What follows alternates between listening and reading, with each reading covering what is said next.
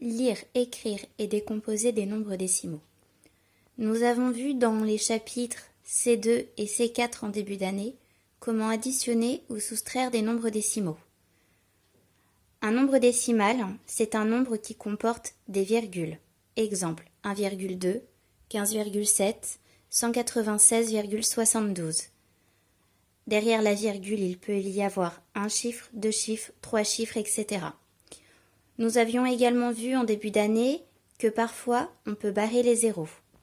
Premier exemple, 1,20000. Après le 2, il n'y a que des zéros. Dans ce cas, les zéros ne servent à rien, on peut les barrer.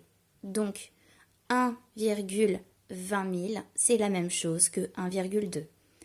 En revanche, si après les zéros, il y a à nouveau un chiffre, cette fois les zéros sont importants et on ne peut pas les barrer.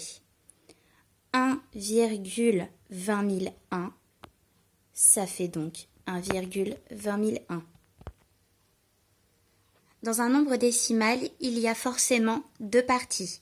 La partie entière, c'est celle qui se situe avant la virgule, et la partie décimale, celle qui se situe après la virgule. Dans le nombre 17,146, 17 c'est la partie entière et 146 c'est la partie décimale. On sait déjà placer des nombres entiers dans un tableau de numération. On a le chiffre des unités, des dizaines, des centaines, des unités de mille, des dizaines de mille, des centaines de mille, etc. jusqu'au million, voire milliard pour les CM2.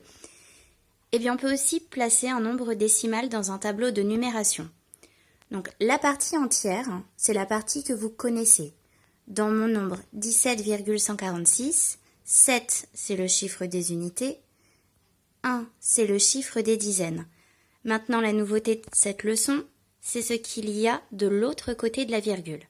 Donc, le 1 correspond au chiffre des dixièmes, le 4 au chiffre des centièmes et le 6 au chiffre des millièmes. Les millièmes, c'est une leçon pour les CM2. En CM1, on vous demande de savoir reconnaître le chiffre des dixièmes et le chiffre des centièmes uniquement. Si l'on devait maintenant placer ces nombres dans un tableau de numération, pour rappel, vous l'avez dans votre bulletin de lecture tout à la fin.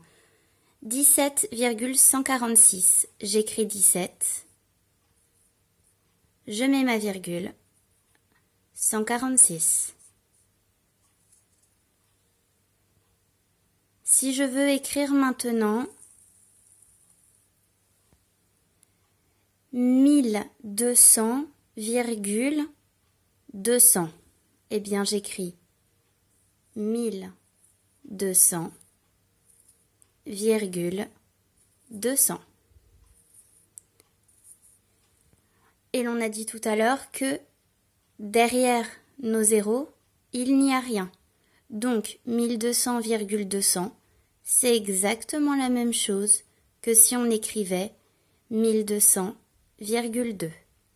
Donc là, nous avons appris à lire, à reconnaître les différentes parties d'un nombre décimal.